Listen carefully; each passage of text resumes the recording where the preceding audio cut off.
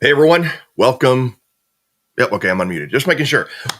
Welcome. Thanks for joining me today's live stream. So today we're going to be covering how to use some generative AI and large language models to build full stack apps. So have you ever had an idea for a product and either you're not a coder or a programmer, maybe you don't have resources, you don't have staff, you don't have anybody that can help you, you don't have budget, or you don't have time. If you are a programmer, maybe that's it. You don't have the time to dedicate to developing a full stack app, or maybe you're just not a full stack developer. Anyway, long story short, there is a free open source tool called GPT Pilot. And that's what we're going to cover today. We're going to start from the very beginning and go all the way as far as we can. We probably won't finish this app only because there's so much we can do with it and we can always keep going, but we're at least going to get the basic framework, show you how to download, install, and use GPT Pilot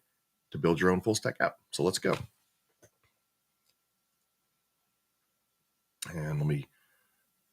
All right. So first of all, if you're joining me live, let me know in the chats. Feel free to ask questions as we go along so that I can get those answered. And I'd love to hear your ideas and what we're going to include in this app. I already have some basic ideas, but let's see where it goes.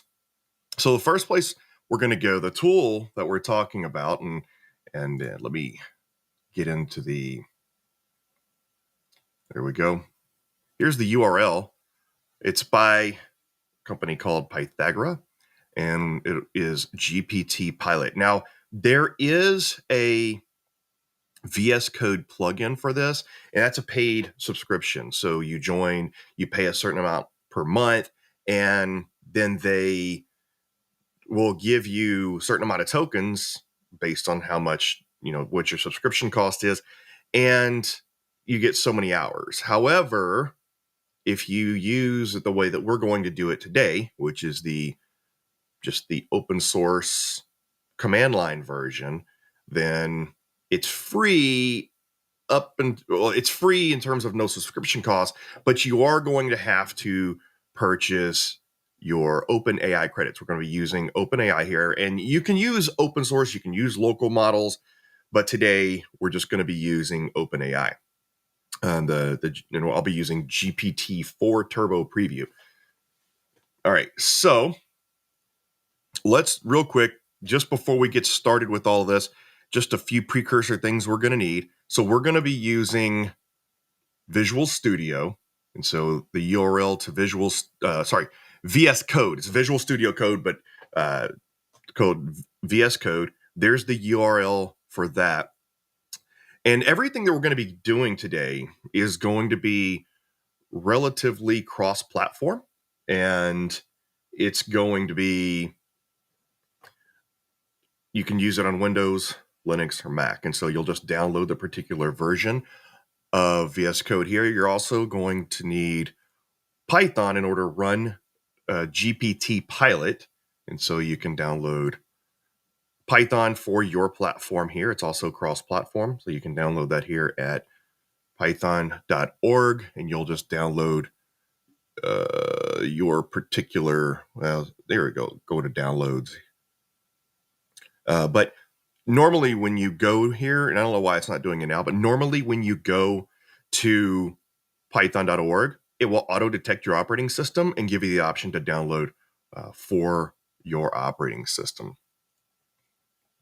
All right, so let's go ahead and go back to the, excuse me, the Pythagora GPT Pilot, and we'll look here. And there's a few things that you'll have to do. So first off, in a command line or a terminal, the first thing that you're going to do, and you go all the way down here. And so you will also have to have Git installed as well. I did not provide a link to that. So you'll have to have Git, but you don't necessarily have to have Git, because you can also, up here, you can just download the zip and then open it up and you'll have everything. But if you want to keep up to date with all the updates and everything, so you'll copy this to your clipboard, and then you're going to run this command. And I'm not going to go through the exact setup process. I already have all this set up, so that's faster. And so I'm just going to let you know what steps. And there's a couple extra things that you need to know that's not explicitly mentioned here, but you'll copy this in whatever folder you're going to be working from. And so that will download it. Then you're going to change directory. That's going to create a GPT-pilot directory wherever you get cloned it at. You'll change directories. And then you're going to want to move into, you're going to want to use a virtual environment. Now here, they're using the Python venv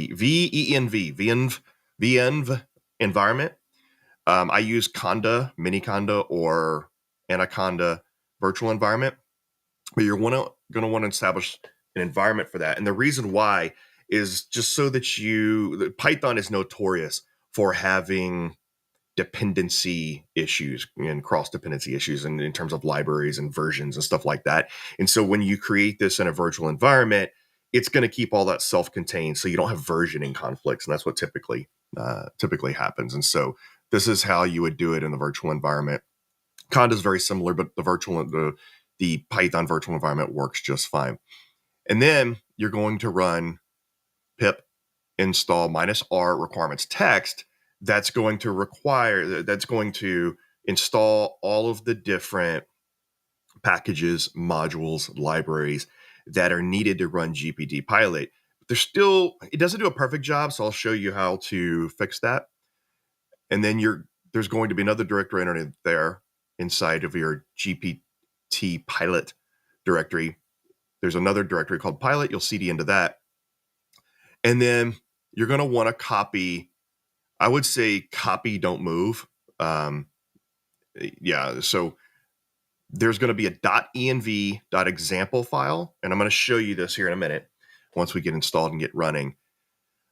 There's going to be, you're going to want to change that to just a .env file, and I'll show you here in just a minute. And the reason why is that's going to be where all of your settings are. Now, you could, for some of these, you could just set environment variables locally, like on Mac OS or Linux. You can just use the export function, but having a .env file makes it much easier to edit your environment variables, and that's all it's going to do is it's reading that .env file as your environment variables that you're going to need for like API keys specifically, as opposed to looking on your local system. It just makes it easier to manage. And then so here, then you're going to want to go in there, and we're going to look at this right now. You want to edit your settings, and I'm going to show you. All right. So here I have my command line over here. This is how we're going to be working things. And I understand that this may be a little bit small for you, but in order to see all the code and everything running, I kind of have to, this is kind of the minimal size or the maximum size I can have here. But I imagine most of you are watching on a computer and not necessarily a phone or a TV. So it should be okay. And so inside the pilot directory, come on, there we go. This is your .env example file, and you're going to copy that and rename it to .env. I'm not going to show you what's in my .env file right now because I have my API key in there and I don't want to expose that, but I've done everything else in here. And so what you'll do here is they show you exactly how to do this. You're going to copy that and you're going to paste that right there for your OpenAI endpoint, just as it is right there. And then this is where you're going to post your OpenAI API key. If you're not familiar with how to get an OpenAI API key, just go to openai.com and you'll need to establish an account. And then there's an area where you can get API keys. If you're not familiar with that part, then just leave something in the comments or reach out to me afterwards. But it's not real difficult to get an API key. And you don't have to put it in quotes or anything like that. Just paste it directly in there. And I'm using the GPT-4 Turbo Preview as my model. I'm a paid user, so that's what I'm going to use. You can also use GPT 3.5 Turbo. The max tokens is typically set at like 8,192. I just increased that. GPT-4 actually has a token window size of 128,000 tokens. And so what I did was I just increased this to 100,000. I'm not going to use that most likely. I'm not going to need that. But I have ran into some issues to where it does exceed the 8,000 tokens in some long code segments. So you're probably going to need to increase that a little bit. So, but you should be okay. I think that's it there. The only, let's see, let's go back to, all right. So by default, it's going to be using SQLite. And if you want to switch to Postgres, then you can right there, but it uses SQLite or SQLite by default. And this is because the way that it tracks all of your code. So as it builds the code, and it's going to keep track of all of that by using, and I'm not sure it either uses, I think it either uses Chroma database um, uh, for that piece, or C tags. And what it's doing is taking all of your code and it's vectorizing it into text embeddings, which basically creates a numerical coordinates map of all of your code so that it can easily find it and reference it. It's also going to keep a database of all the different projects that you have and all the different chat history. And so you'll need that. Now, there's one step that's kind of missed here, and I found that I had to do it, and that is let's get rid of this. We don't need that anymore. Once you're in your pilot directory, you'll also need to run Python db underscore init.py. I'm not going to click enter here because I've already done that, but that's going to initialize the database. Once you've done that, by the way, this workspace directory won't be here. This is where all the projects that you create using GPT Pilot will show up here. And we'll look at that in just a minute. So now we just need to type Python main.py. Right? And then here we go. You know what? I can probably increase the size of this a little bit for you. Hopefully that's a little better. Okay. So in this project, what I want to build, and by the way, later on, if you want to come back to this, you should probably copy this entire thing right here. And I am going to, so I have a folder that I made called, where is it at? App IDs. I always have a problem finding this. So it should be, I thought I had one here. Oops, not the modules. Pilot. Oh, there it is. All right. So I already have an app that I'm creating, a little game I'm creating with my kids there. So I'm just going to paste that in there so I have it later, because that's how you're going to return to a project and to continue to iterate on that. Okay, so let's save that. All right, so we're going to call this CyberSec dashboard. What we're going to do is we're going to create an app that will allow multiple users to log in and collaborate on cybersecurity projects, whether it's pen testing or threat analysis, threat intelligence. And so I would like, and let's just go ahead and do that. So it's going to say, describe your app in as much detail as possible. And so I'm just going to type while I think here. And so let's go.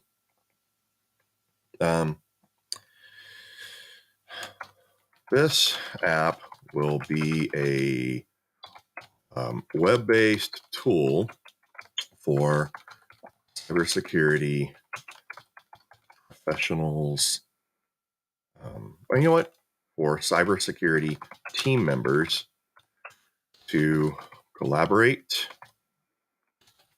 on cybersecurity tasks and projects.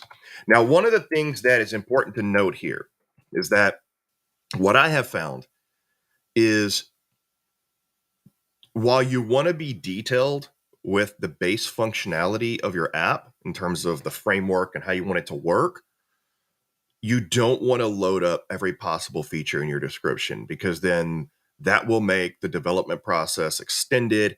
It too much detail with too many features, I think it tends to get convoluted. It tends to confuse it a little bit, but you can always go back and iterate and add functionality. So we're going to describe the basic functionality, how we want it to work, how we want it to look, but we're not going to go into extreme details about all the features. And so that's something we can work on in maybe future videos. So, oh, and another thing too is GPT Pilot is really meant for full stack Node.js or JavaScript based web apps. I mean, mobile apps. It's not really designed for things like C# or Python, although I imagine it probably could. But they warn you and they tell you that this is not really designed for Python. So, all right. So it should allow multiple users to register accounts. The user, let's see, we'll say the app, we'll say the main, and I know I probably should have typed all this out ahead of time to save time, but I kind of wanted to do it on the fly. So, all right, let's hold on real quick. I just want to make sure. All right. So the main interface will have a header, footer, and two main panes. The left pane will be for, we'll call this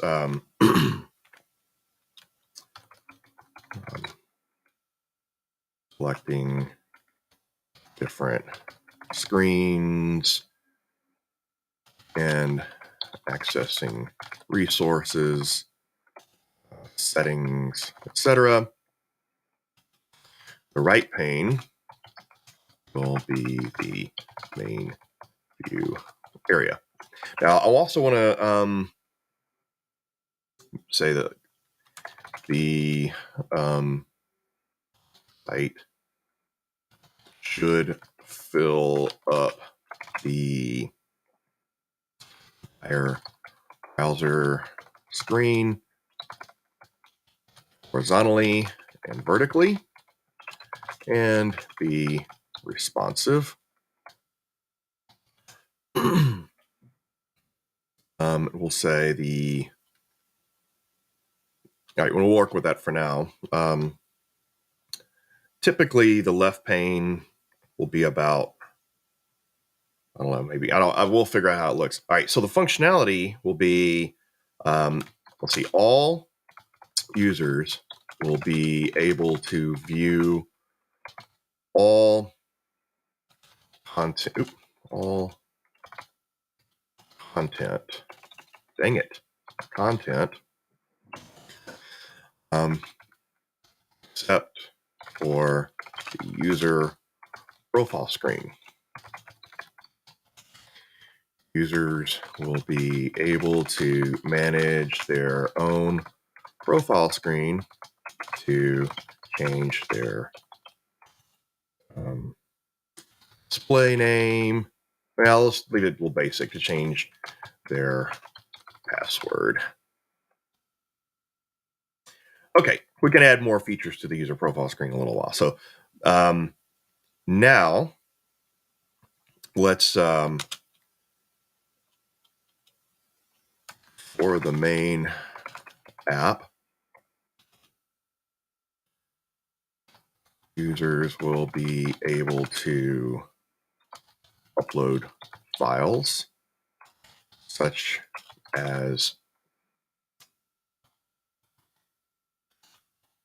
risk assessment reports, asset data, etc. These files can be text, PDF, and we'll go with CSV. Oh, we'll do CSV and images so that we can. All right. So sections of the app will include a file upload screen and access to those resources. And then we'll have an analysis screen where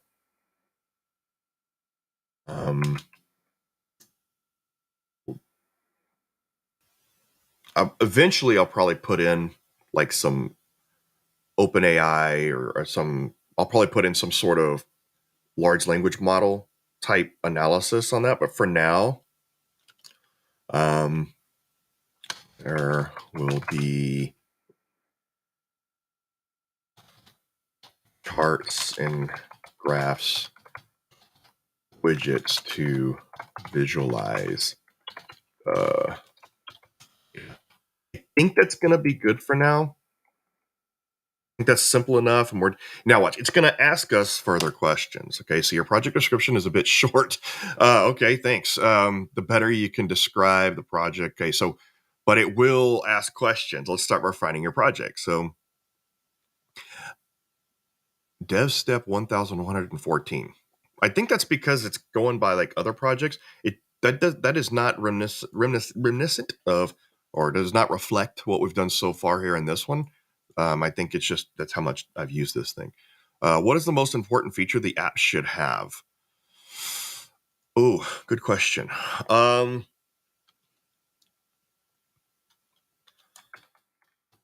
The ability to upload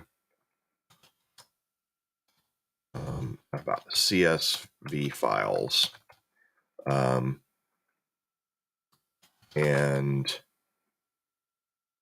turn those into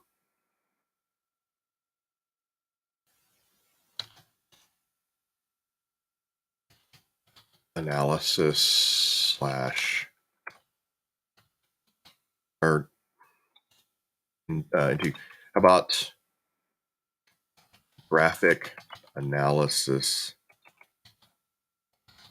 visuals. Should users be able to share these? Oh, are we crapping out here? I hate it whenever it looks like we have when OpenAI slows down. Come on. I knew it. OpenAI is okay. We'll just keep going. Come on. Okay, there we go. Oh, shoot. Okay, I didn't get to answer that because OpenAI had an issue. Provide predefined types of charts and graphs for the analysis, or do users need the ability to customize which type of... I might have bit off more than I can chew for this one. So we'll see. So I'll say, I just want to answer this. It didn't finish though. So we'll say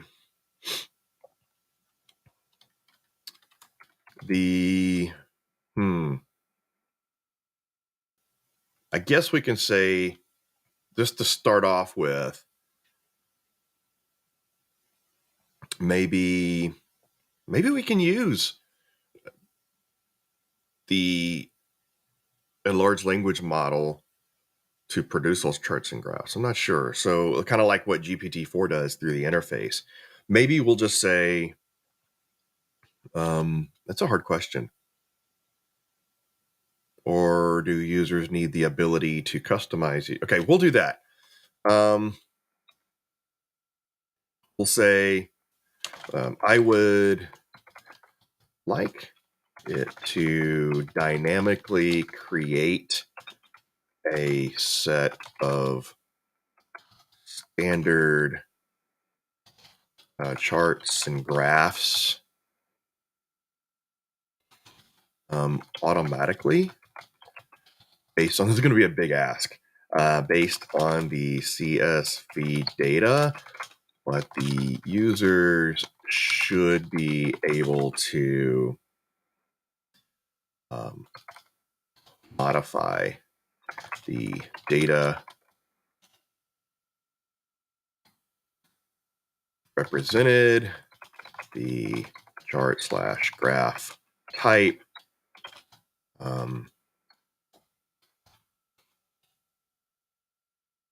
and labels. Let's also answer the previous question. So let's tell it, now let's say all data and dashboards will be available to all logged in users. Should there be any limitations on the size or the specific format of the CSV files are going to have? I'll just say not at this time. Do you require any specific third-party services for authentication, analytics, and the purposes? Okay, good question. All right. So right now, say account registration and will not require validation for now. And that's because for this, you can run into problems. The way that I've seen that this app will build validation, you have to go in and you have to set up a special application password, like in a Gmail account, and there's issues with that. So I'll just say, look, you get to register. It's easy, okay? And so account registration will not require validation for now. And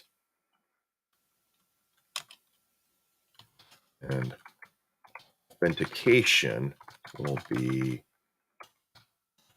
just username and for now. Will users have different roles within the application? Same level of access for now. Okay. Should the email application send email notifications or alerts? Not at this time. Again, keeping it simple for now. All right, so now it's building. And let's just go ahead and move this over. And this is so, I wanted to show you because you'll start to see this being built out. And if we look over in our workspaces, see now we have CyberSec dashboard. So now we can go ahead and minimize Pilot and go ahead to the workspace and maximize. There's nothing in there yet, as you can see. They just created the workspace. And so here's what we have. So web-based tool for cybersecurity team collaboration, focusing on file uploads right now. So overall description and goals, the application is designed to facilitate collaborating among cybersecurity team members through task and project management, its core functionality allows for uploading various file types with a specific emphasis on CSV files for data visualization. The goal is to streamline the process of analyzing cybersecurity data through automated chart and graph generation. Now, you may be saying, well, this sounds like Elk Stack. This may just be, what's the difference? And the difference is we're building it, right? And Elk Stack can be difficult to configure and to work with and to get set up. And so what we're doing is just creating something simple. But I also do want to add in at some point, I want to add in large language model generative AI analysis to this, but we'll do that later. All right, so features, so user account management, file uploads, data visualization, and also, by the way, I found out that so pretty much right now, any large language model coding assistant, whether you're just using ChatGPT or if you are using a framework like this, it's not good at the most recent OpenAI framework techniques. It's not that great at knowing like what the latest framework. So, for example, is like the latest API call is going to be OpenAI class dot chat dot completions dot create. It doesn't use that. It's still using the old version of that. And whenever I was creating a tool that uses the OpenAI API, I had to manually go and correct all of the API calls and everything. So that's something maybe we'll save for a follow-up video. All right, so resource access, responsive design, functional specifications, user login, simple user and password authentication, profile management for password changes, header and footer navigation, two-pane layout, left pane for screen selection, file uploads, analysis, resource settings, right pane for main content. There we go. File upload screen, users can upload files. Uploaded files are accessible to all logged in users. This is what I'm curious about. I'm curious if it's actually going to be able to generate a dashboard. That is typically something that has not been easy to do, is to generate a dashboard with charts and graphs and be able to handle the type of data, because you have to normalize that, massage it, and specifically, dynamic. I mean, trying to do dynamic charts and graphs. And so, but we'll try two different techniques. We'll see if it can do it just with straight code to start off with. And then we'll see if we can get it to then use some of the OpenAI functionality to dynamically create charts and graphs. So technical specifications, it's web-based. We're going to use Node.js, Express Framework, MongoDB for database, Mongoose ORM, and EJS for templating. Those are all things that will automatically do and install if you don't have it. Front end is vanilla JavaScript with Bootstrap for responsive design. I find that 100% of the time, if you don't specify a framework, if you don't specify these things, this is all the go-to. It will always use Node.js by default. Always use Express for serving out Node.js. It will always use MongoDB for the database, and EJS for templating, which is good. It's easy. So here in a minute, I'll show you we need to install Mongo. Make sure MongoDB is installed. You might also need the MongoDB shell, so I'll show you that. So backend, and it's really cool because it does handle, I mean, it's full stack. It'll handle the backend database, the creation. It'll handle creating all of that. Oh, let me make sure I turn that off so I don't get notifications from the AI overload from Amazon. All right. So anyway, but yeah, it will handle creating the front side code, the client side, the user front end, as well as the back end server side code that's protected. It also does a pretty good job of making sure that it's going to sanitize input fields and things like that. So, all right. So the back end handles authentication, file processing, data analysis, service application. The front end renders the UI, allows users to interact with the application, et cetera, et cetera. Dynamic creation of charts and graphs based on CSV data, customization. This is going to be interesting. We can do this. Third-party services not specified. Authentication is handled internally with username and password. And I guess I do want to mention that too. So all users have the same level of access capabilities. Yep. Can we proceed with this project description? If so, just press enter. Otherwise, please tell me what's missing or that you'd like to add. So, okay. I'm going to say, as a later feature, we will be adding OpenAI API communication to help assist with data analysis and possibly even dynamic chart and graph creation. So we should plan for that, but we don't need to develop that feature this first phase of development. It'll add that in. Okay, so it's just going to redo all of that. Now, just a word of warning, this will rack up some GPT tokens if you're using GPT-4. So I figured, I think maybe I've spent about 8 hours so far working on this. And what's interesting is, I have spent quite a bit of time working with this, but only like on one hand, 8 hours sounds like a lot, but when you talk about I did develop an entire full stack MVP within that 8 hours, it's not a lot of time at all. It's pretty fast. So you do need to plan for like in that 8 hours. I think I ran up maybe, and it's hard to tell what tokens were used for that specific part, but probably around $50 or so worth of tokens is what I spent over that 8 hours doing all of this, and it's going to be variable. So just make sure you plan for that. All right. So did it add that in? Yeah. Yeah. So future plans. Okay. All right. I think that's good. So let's just go ahead and let it go.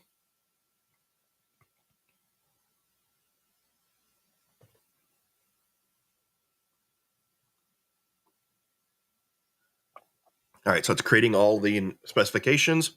Now, the way this works, it's a multi-agent system. So there are many different agents that it uses for different roles. But specifically, there's basically a kind of a project owner, a product owner, and that is your human proxy. So it's acting as your proxy on behalf. So I'm the user, I'm the end user. And then there's this communication or routing proxy agent that takes my specifications and gives it to the developer. And then the developer agent will write the code and then it passes it to QA. And then QA will say, that's good, but you didn't meet the specification. And as you'll see as we go along. So, um, we'll see that. And you can see it develops this JSON object that communicates all the specifications in a way that the agents understand. So it's actually using in this case, I don't know if it's actually using the OpenAI function calling ability, or if it's created a custom one so that it can be a little bit more universal. By the way, so we universal with open source. I just want to mention this, which I forgot to. So over here in your environment example, if you were doing this and you wanted to use an open source model, what you would do, and we're not going to go over the details outside the scope, but you would use something like Olama or LM Studio to create a local endpoint with an open source model, and you would just put that here. So that's how you do that. Now, another thing I want to mention is that as you go through, so you want to go through all of the files, and as you go through them, look at all the imports. And I had to do this. You may not need to, but I had to go through, and there were certain endpoints. Um, certain endpoints here that I had to, or not endpoints, I'm sorry, there were certain libraries, imports is what I meant to say. There were certain imports, you'll see a yellow squiggly line if you don't have that imported into your environment. And I had to do that. So I had, if it was a yellow line, I had to type pip in my command line. I had to type pip install and the name of the module in order to get that installed and everything working. So it worked fine, but it bothered me really bothered me we had some of those missing. So anyway, just something to think about if you're going to be doing this. All right, let's go ahead and close that out. And let's go ahead and let it continue. So it put all that into an object. And it's going to check right here what it's doing. It's actually asking permission to run a command on my system.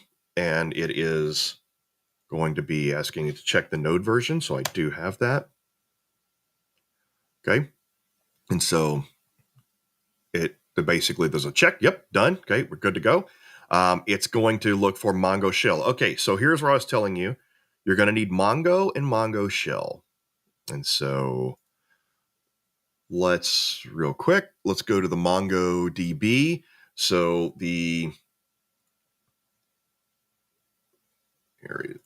for the URL for that it's free. The community version is free.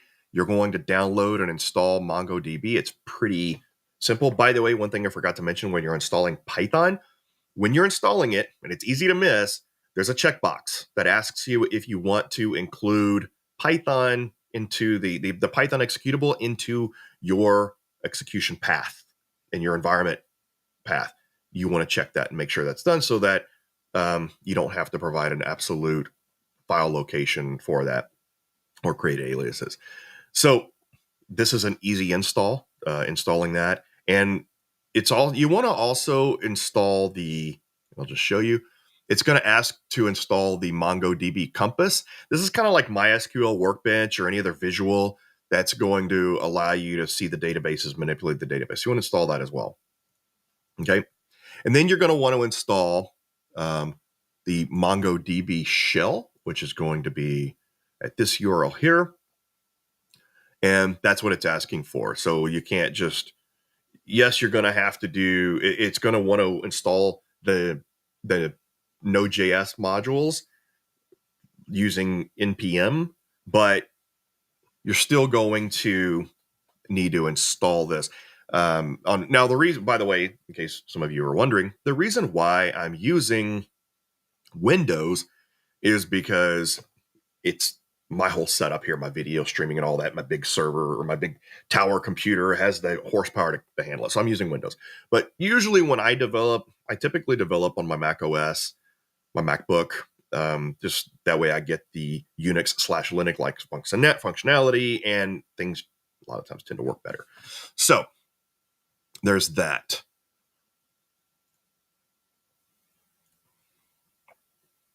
All right, so we're going to go ahead and let it execute that. Oh, and so I thought I had this installed actually. MongoDB, NoSQL database. If you want to install MongoDB locally, so I actually have installed it. So if you don't want to install, so I have the Mongo shell. Let me verify this.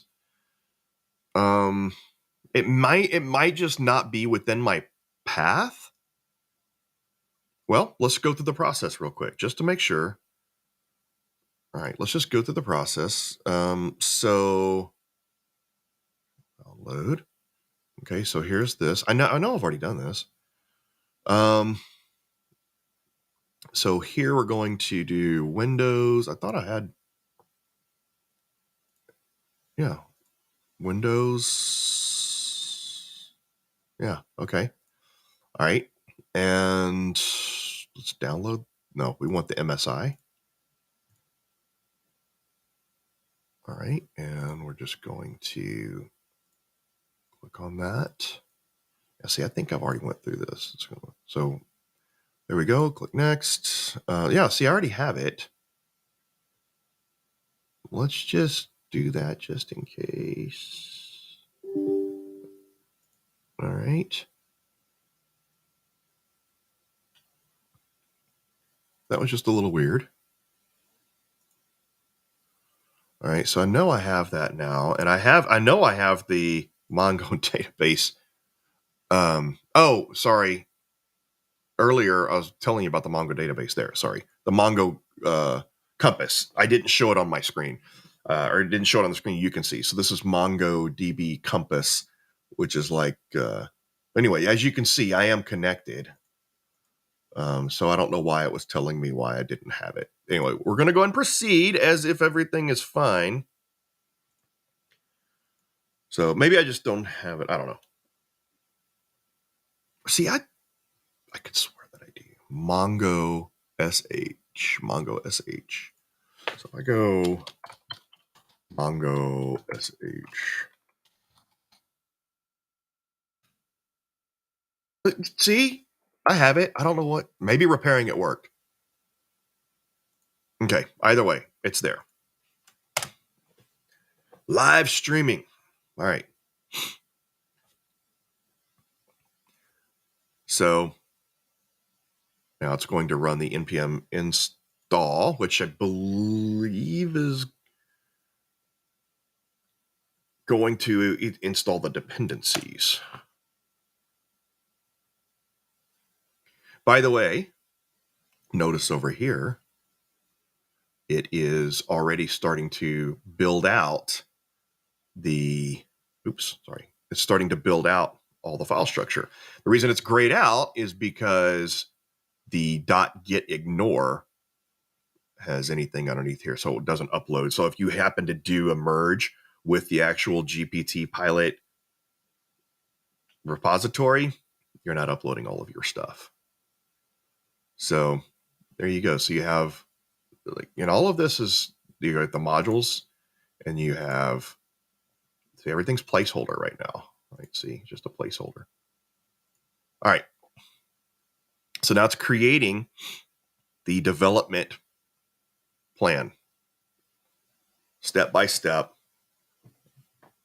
And it's going to iterate through all of these plans. So this is basically kind of the product owner going through and developing a plan based on the specifications. It's going to communicate this to the development agent. Now it says implementing task 1. Okay.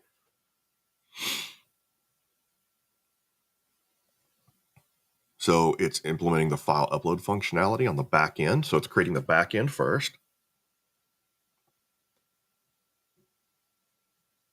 And this is neat because I actually don't have to really do anything. I just have to sit back and watch and answer questions and run tests when it asks me to.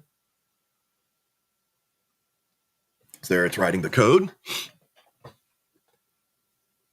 And you can see here it's saying that the user input is going to require me to test it. Now, there is a way to it can develop a testing framework to where it can automatically test these things. And by the way, so you may have heard in the news recently, there's a product called Devon, which is, they're calling it AGI, and it's not AGI, but it's a coding assistant and framework just like this. There's a few. You have Engineer GPT, you have Aider, you have this one, GPT Pilot, you have now Devon, which is it's not, you don't have access yet, and it's not open source, but it will automatically run tests, and it's pretty much fully automated. And you have Crew AI, I believe it's called. And you have Chat Dev. There's so many different frameworks. So far, this is the best one that I found yet for Node.js. Aider has been really solid, but it's AIDER. It's been really solid, but it doesn't have this multi-agent functionality like this does. I mean, and I believe that. So going back to what I said about, you can have it develop a testing framework and it will do the automated testing, and you'll see indications of that. I haven't figured out how to get that part set up and working yet. So there you go. It's creating new files.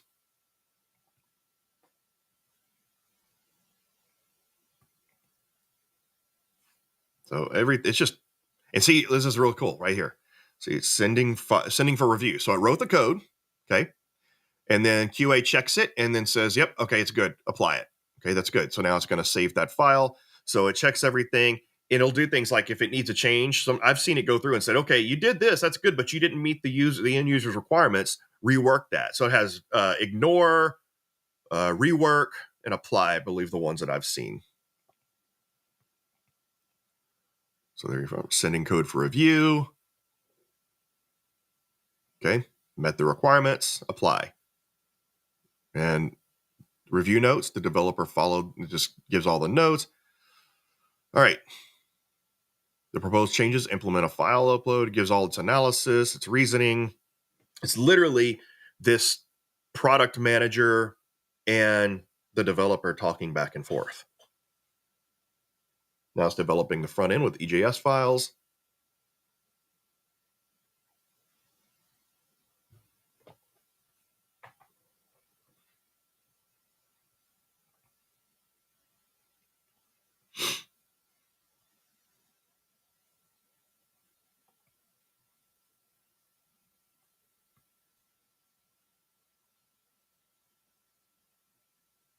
Hmm. It's going. All right, saving all the files. Those are all the files it's created so far. Sending code for review. Likes the results, apply it. Likes the results, apply it.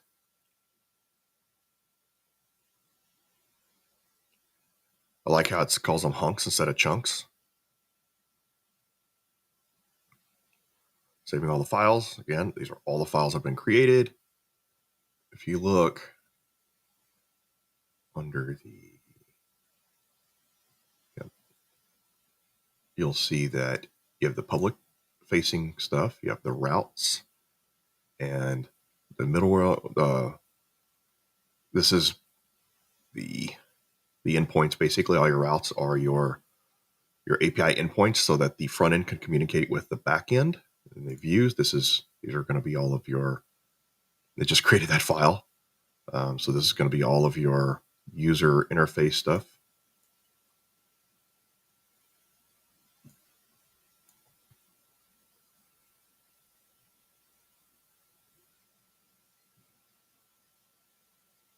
Now, a lot of ways that I use this is I would get this thing going, and I would give it the tasks, and I would sit back and just let it go while I work on other tasks, and just let it work. And then at some point, it'll ask me to test things, and it'll ask for my input. Okay, see how it says command input, start, timeout, success manage. So basically, this is the piece here to where it would automatically test it first on its own, but it doesn't necessarily do that. Also, but this is where it's setting it up to here in a minute. You'll see I can just type R to run it and see what happens, but we'll see. It's giving me instructions. It'll put this out here in a minute. It's giving me instructions, and it's exactly how to test it.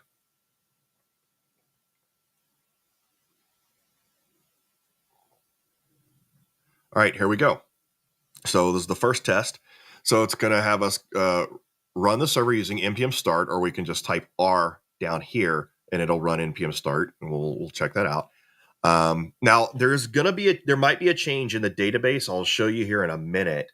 And it's a thing that it's happening for me locally, and I'll show you what that is. It's the database connectivity. So we'll do that. We'll open the web browser and visit. I would like it if it just gave me a login button. Anyway, so we'll test that.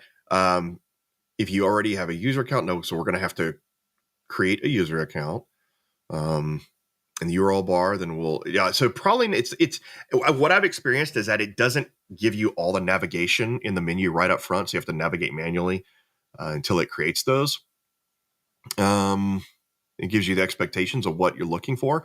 So step 5 is interesting. Use the following URL command, the curl, to simulate file upload. Now, I don't have curl on my Windows. What we're going to have to use web requests. So in Windows PowerShell, you have to use web requests, and we'll look at that in a minute. To simulate file upload, because right now we're simulating the file upload because we don't have that upload screen yet, and then replace that file with the actual file I want to upload. Okay, before running this command, ensure you're logged in. All right, so it's just basic process. Let's see what this looks like. And where I was talking about, I think, is going to be in the routes, right? I think it's going to be in the auth route. There's going to be database connectivity, or actually it might be in the environment here. Yeah, there it is. Okay. So I don't want it to create MyDB because I already have one. If we go here, so I already have a MyDB, and that's for something else. So the nice thing about Mongo is that it'll dynamically create a new database. And so here, the first thing is for some reason, my local host file is messed up and localhost doesn't work. So I have to, it works better. So I'm going to type 127.0.0.1, which is the IP address equivalent of localhost. And it works better if you also include the port number, so 27017. So :27017, and instead of my database, we're going to call this, we'll just name it the project. I've done that before. So we'll call this CyberSec dashboard. There we go. And we're going to save that. And now it should automatically create that when we log in for the first time. All right. Oops.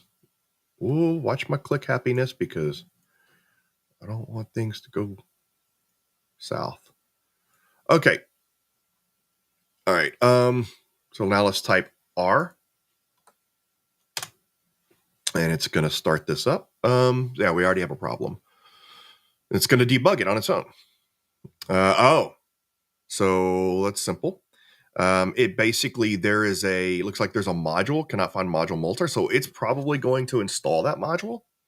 So that's another advantage of running it directly from here, is that you get all the output and it says, oh, there's a problem, and it's going to install that. So I'm just going to click enter by default, taking the yes.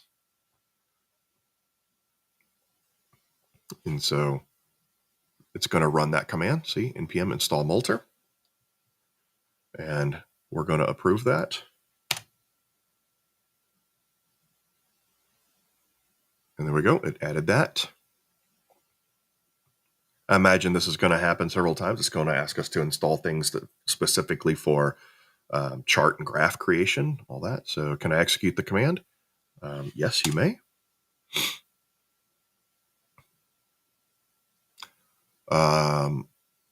Not exactly sure what the error, what was it this time? Unhandled error. Okay. That's right. It's going to debug itself.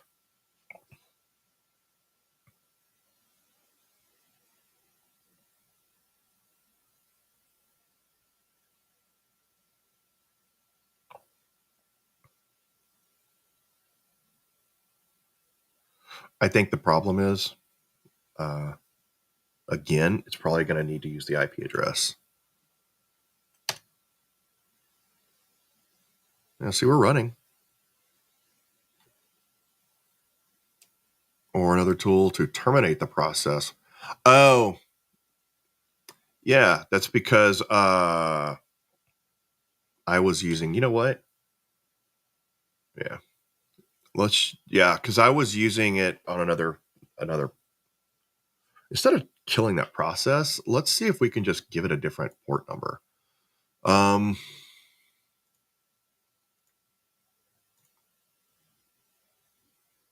Yeah, let's just give it a different port number. So how about here? Now, Yeah, this should be fine. Let's just give it 3001. Save that. All right.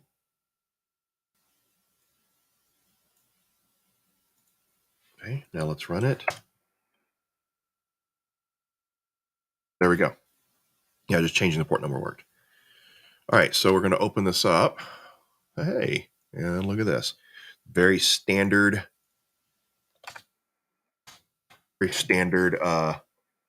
bootstrap type of thing. So we're going to click log in. We need to register. So we'll just call it Clint. And this is local. I don't care. I'm just going to make it very easy. PASSWRP. There we go. For development purposes, we'll register that. No, I don't need Bitwarden to remember that. Now I can log in. So go Clint and PASSWRD. And there we go. We're logged in. Never. And just so you can see, now there's nothing going on yet because we just created the functionality. However, if you look at the MongoDB, oops, wrong one. All right, MongoDB, if we refresh, you can see now we have a cybersec dashboard DB, and we have there's an entry for files. We don't have that. We don't have any files yet, but that's where it's going to most likely. Yeah, see, that's another game, but it's going to store the files. Where's where all the sessions are stored. We just created one as we logged in, registered, and logged in. There's the user. There we have, and so it automatically hashes the password, and so there we go. It successfully created a. I mean, with the lack of features, it is now a completely 100% full stack application here. You have a database backend, we have server side code, and we have user interface code, right? And so for right now, I'm not going to do the curl command to test that part. We're actually at an hour. So let's go ahead and even though let's go ahead and say that part worked, because if you look at, we could use a PowerShell web request to test this last piece here, which is running this to test the upload, because once you get past that part, that's going to move on to, once it knows that has upload functionality, then it's going to move on to developing the rest. So for now, since we're at an hour, let's go ahead and call this a part one, and let's reserve, let's go here. All right. So let's stop here and let's reserve the next development step for next video. So I'll schedule another video and we'll just continue to go through this. We'll make each one about an hour, and we'll start here.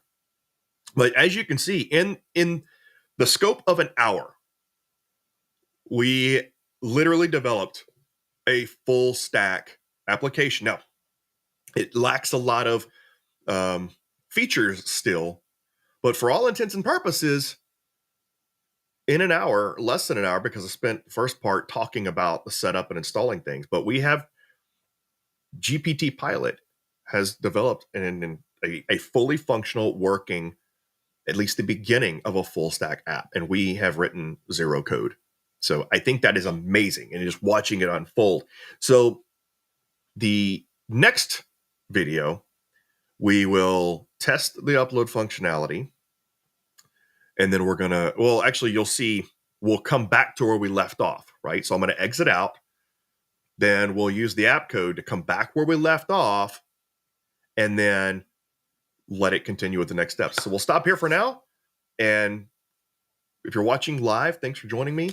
join me next time. I'll get it scheduled, and maybe I think maybe I'll just do these once a week, and I'll do the next one. Although I'm excited to get started and keep going, but we'll do the next one next Tuesday morning, and we'll get started. We'll go from there. See how it goes. If you're watching this on a recording, then let me know in the comments if you've enjoyed this. A couple other just real quick housekeeping things here. So if you're curious to learn more, just FYI. So this is it'll be a little bit of a self plug, self promotion. So this is part of an entire course that I teach at cybersuperhuman.ai. This is the Mastering AI for Cybersecurity course. Oh, let's do this. There you go. It's the Mastering AI for Cybersecurity course. So if you want to dive deeper and get into a lot of the intricacies of the OpenAI API programming and building cybersecurity apps using generative AI, we cover it all here. We have live streams every weekend, or at least every week. Plus, there's over 40 hours of content already produced. So if you want to jump into that, it is one payment, lifetime access. And so just thought I'd throw it out there. It would really help me out if you subscribe and like this video and subscribe and all that good stuff that everybody says. Hey, just be glad I kept it to the very end. So anyway, we'll see you next week or on the next video. Thanks everybody for joining me. And I hope you enjoyed this one. I hope you learned something. So more to come. Take care.